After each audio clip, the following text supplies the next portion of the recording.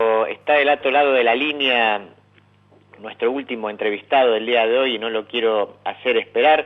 Lo presenté en la primera hora como el senador provincial por el Partido Justicialista, allí en la provincia de Corrientes, a quien no conozco personalmente, pero que lo empecé a seguir especialmente en Twitter a partir de su trabajo. Él es contador público y tiene un gran manejo de los gráficos y de los números y hace un trabajo extraordinario en torno a la pandemia, a informarnos. De hecho, sé que muchísimos científicos también se sirven de los gráficos que él hace. Toda esta presentación es para hablar con Martín Barrionuevo, que está del otro lado de la línea. Martín, buenos días, Ante Palma te saluda. ¿Qué tal? ¿Cómo estás, Dante? Un gusto saludarte. Muchas gracias por las apreciaciones. No, por favor, muchas gracias. Insisto, además me sirve mucho la información que va subiendo, que además sé que es un gran trabajo y bueno, y a todos nos ilumina. A veces nos preocupa también, pero eso no es culpa tuya, digo. Sí, pero también es la idea, que más que preocuparnos, que nos ocupemos, ¿no? Es verdad, tenés razón. Martín, te hago algunas preguntas sobre la pandemia, pero después te quiero preguntar sobre Corrientes, porque digo, bueno, no soy solamente alguien que se dedica a hacer gráficos, digo, te quiero hablar de política, pero ¿qué evaluación haces vos, qué evaluación, haces vos del plan de vacunación del gobierno? O sea, ¿vos creés que, por ejemplo, fue un error prometer vacunar 10 millones de personas en enero y febrero, lo cual suponía, en caso de que fueran 2 dosis, más de 300.000 dosis por día? A su vez, ¿crees que es posible llegar a un número cercano cuando las vacunas lleguen? Sí, mira, en primer lugar, me parece que hay muchos que opinan como que las cosas fueran errores o no, como si en el mundo no sucedieran cosas, ¿no? La realidad es que el gobierno nacional firmó un convenio con Sputnik para, bueno, recibir vacunas en las cantidades que había manifestado. Luego, no solo Sputnik, Pfizer, Moderna y todas las científicas que vienen fabricando vacunas vienen con demoras muy fuertes en la provisión en todo el mundo, ¿no? Así que, más allá de los errores comunicacionales que existan o no, que como siempre existen, yo creo que lo que nosotros tenemos que ver es en qué contexto estamos, y en ese contexto la vacunación en la Argentina viene avanzando muy bien. Con los datos que se mostraron hoy, se vio que en los últimos 7 días aplicamos más de 1 millón de dosis, lo cual es un objetivo importante en sí mismo y que depende para sostenerse fundamentalmente de que sigan llegando vacunas, de que siga la provisión. Sí. Ese es el cuello de botella en todo el mundo, la provisión de vacunas. Una vez que tenemos una provisión continua, evidentemente ese número de 1 millón de dosis semanales es ampliable, sin duda, sobre todo en un país con tan alta cultura de vacunación e historia en la vacunación, ¿no? Así que yo veo de manera optimista cómo venimos avanzando y con la prudencia que corresponde.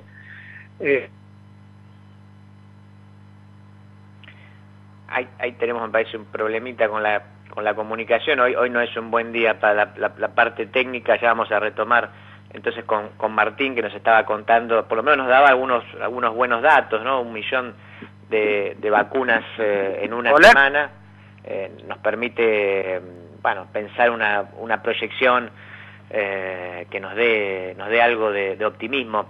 Yo les insisto que por lo menos quizás los que tienen Twitter lo sigan a Martín, que está en @mmbarrionuevo, así es la dirección de Martín en Twitter. También está en las otras redes, pero especialmente en Twitter es donde él sube los gráficos, esto que yo les estaba comentando, y que además los desagrega muy bien, especialmente por distrito y por provincia. De hecho, ahora justamente le iba a preguntar particularmente sobre la situación en las provincias, ¿no? Antes? Ahí está, Martín, ahí te escucho. Estaba haciendo la onda ahí.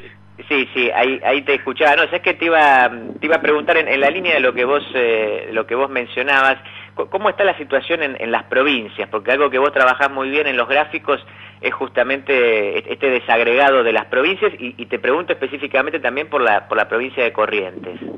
Bueno, ya yendo al avance de la pandemia, ¿no? O me preguntas por la vacuna. No, sí, perdóname, sí, en la situación de la aplicación de la vacuna. Digo. Bueno, a ver, en general todas creciendo, en general todas, la inmensa mayoría creciendo en el proceso de vacunación, algunas con más dificultades y otras con menos dificultades. Bueno, en el caso de Corrientes, con algunas cosas que evidentemente hay que corregir. Bueno, yo soy un legislador opositor en Corrientes, pero aún así he tenido una posición constructiva desde el inicio.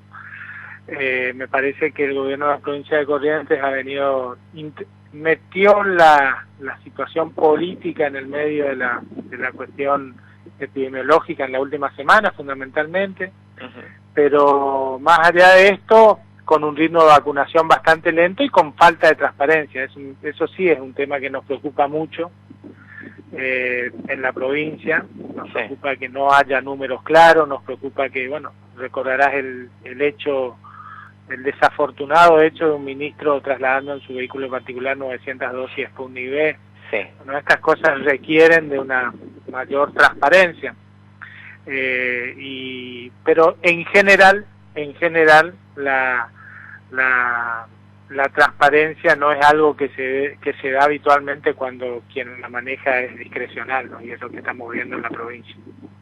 Ahora, Martín, el contagio del presidente puso en alerta, no te lo digo en términos técnicos porque no los conozco, pero lo que podía ser la eficacia de la vacuna, ¿no? Muchos creían, bueno, si estás vacunado entonces no te puedes contagiar. La cuestión es que, por supuesto, eso es un error, pero cuando se contagia el presidente eso como que sale a la luz. Ahora, sin embargo, vos mostraste en algunos de tus gráficos cuánto estaba o de qué manera incidía en la baja de los casos graves la vacunación, y hacías énfasis, por supuesto, en los sectores que están siendo más vacunados. No te pido que me des los números exactos porque quizás no lo tenés, pero ¿cuán importante entonces ha sido la baja de casos, digo, en general, en los mayores de 80, los mayores de 70 y los mayores de 60?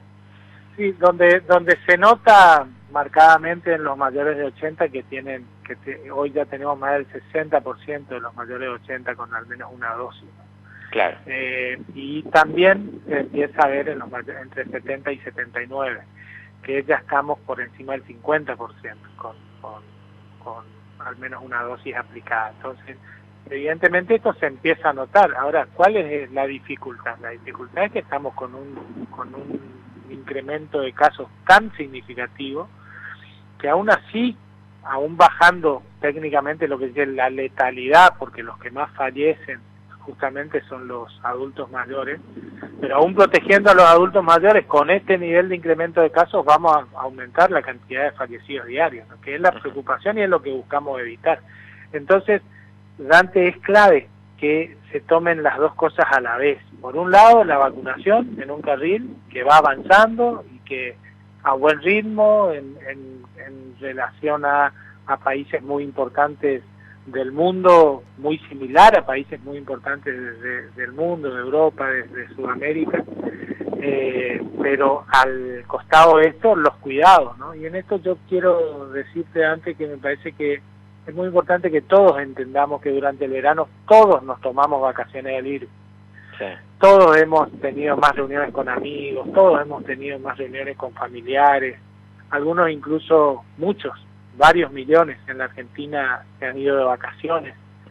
Bueno, todo eso fue durante un periodo de tiempo determinado, el verano, donde la situación epidemiológica lo permitía. Hoy es el momento para cuidarnos mucho más, para volver a evitar las reuniones evitables, es decir, por 2, 3, 4 semanas suspendamos reuniones con amigos, suspendamos reuniones con familiares.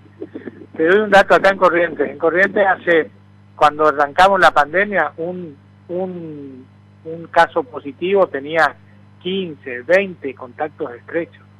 Hoy estamos teniendo 70, 80 contactos estrechos. Implica con la cantidad de gente que nos vemos, cada uno de nosotros, en una semana, ¿no? Sí. Bueno, ese número hay que bajarlo. ¿Y cómo lo vamos a hacer? Bueno, evidentemente la situación económica nos permite tomar grandes medidas restrictivas porque, bueno, uno de los datos que conocimos hace muy poco, el incremento de la pobreza como consecuencia de la pandemia, ¿no? pero evitemos todas sí aquellas reuniones que podamos evitar. Por eso hablaba de las reuniones con amigos, con familiares, las reuniones de los chicos que van a la escuela y después al final también se juntan en las casas con los compañeros. Bueno, estas cosas son las que evidentemente primero tenemos que corregir y ver si así logramos moderar el crecimiento de casos. Martín, hace poquito, de hecho, bueno, salió una suerte de solicitada de los principales referentes de la oposición, que en algunos casos directamente ejercen una suerte de negacionismo, a veces no tanto los que tienen responsabilidad territorial, pero los que están por fuera. He escuchado hasta que niegan la epidemia o niegan la gravedad de la epidemia o hasta niegan el uso de los barbijos, se oponen a las restricciones. ¿Qué evaluación haces vos en ese sentido? O sea, ¿es oportunismo político? ¿Son convicciones? ¿Cómo lo ves vos?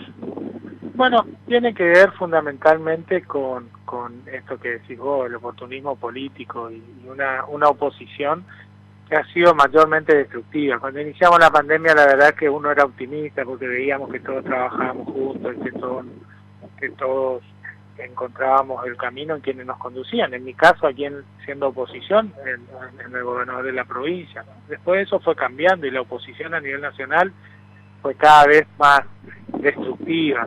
Primero fue anticuidado, después fue antibarbijo, después fue anticuarentena, después fue antivacuna. Bueno, y hoy, en esta semana, se conoció un documento firmado por Juntos por el Cambio, que firmó el gobernador de mi provincia, en donde decía que no se podían tomar nuevas restricciones, con la explosión de casos que estamos teniendo. Sí. Y el mismo gobernador de mi provincia ha tomado la decisión de tener 7 municipios en fase 3. Claro. Decisión que nosotros desde la oposición acá en Corrientes acompañamos. Pero por un lado ahí dice que no se pueden tomar restricciones allá en Buenos Aires, sí, pero en Corrientes hace algo totalmente distinto, es decir, esta doble vara, este doble discurso. Lo único que busca en realidad es generar ventajas políticas en algo que nos debe unir a todos, que es el cuidado de la salud de todos los argentinos, ¿no? Martín, te saco ahora, si quieres, de la pandemia y ¿cuál es tu mirada respecto de la gestión de Valdés, respecto de la gestión del gobernador allá en Corrientes, insisto, más allá de todo esto que venimos charlando de la pandemia? Bueno, la verdad es que la gestión del gobernador es la continuidad de una gestión que ya lleva 20 años en la provincia, ¿no? Y uno puede decir muchas cosas, pero después uno tiene que ver que la provincia es una de las mayor pobreza de todo el país, es una de las que menos empleo privado tiene. La provincia de Corrientes, a diferencia de muchas provincias del NEA y del NOA, tiene riquezas naturales y productivas que otras no tienen, ¿no? Estamos rodeados de ríos, no nos falta agua, no nos falta buen clima. Sin embargo, no hemos sido capaces de desarrollarnos como corresponde. Somos la principal productora de arroz, la principal provincia forestal, somos la 4ª provincia ganadera.